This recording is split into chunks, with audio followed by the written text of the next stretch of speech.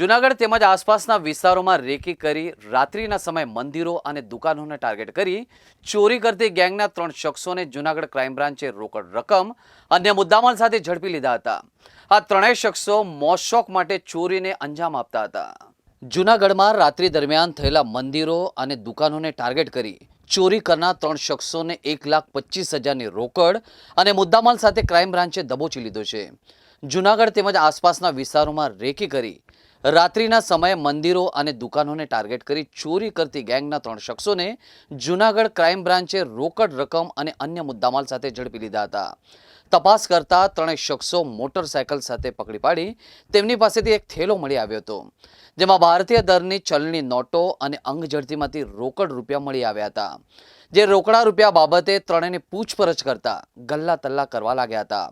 ત્રણેય આરોપીએ આગવી ઢબે પૂછપરછ કરતા રાત્રિના જૂનાગઢના માંગનાથ રોડની દુકાનમાંથી તેમજ ખલીલપુર રોડ પર આવેલા સિદ્ધેશ્વર મહાદેવના મંદિરમાં અને બસ સ્ટેન્ડ પાસેની દુકાનમાં ચોરી કર્યાની કબૂલાત કરતા ત્રણેય શખ્સોને કાર્યવાહી માટે બી ડિવિઝન પોલીસ મથકને સોંપવામાં આવ્યા હતા। ગઈ તારીખ 29/3/2024ના રોજ રાત્રિના સમયે જૂનાગઢ સિટી વિસ્તારમાં એક જ રાત્રિના રોજ એ ડિવિઝન વિસ્તારમાં આવેલા માંગનાથ બજારના ઉપરાંત બસ સ્ટેશન પાસે આવેલા પાનની દુકાન અને અન્ય ખલીલપુર રોડ પર આવેલા શુભેશ્વર મહાદેવના મંદિરમાં ચોરી થયેલી। આ બાબતે એ ડિવિઝન, બી ડિવિઝન તથા લોકલ ક્રાઇમ બ્રાન્ચની ટીમની અલગ અલગ ટીમો છે કાર્યરત હોય।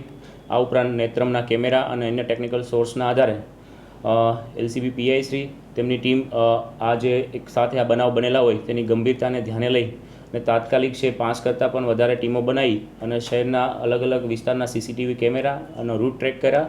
ત્યારબાદ સીડીઆર અને સર્વેલન્સના આધારે આ જે શકદાર ઇસમો છે તેની બાતમી મળેલી કે આ શાંતેશ્વર રોડ ઉપર છે આ પ્રકારના વર્ણન ધરાવતા ઇસમો અને બાઇક હોવાની હકીકત મળતા એલસીબીની ટીમ દ્વારા છે તેમની અંગ ઝડતી કરી અને તપાસ કરતાં તેમની પાસેથી રોકડ રકમ મળી આવેલી।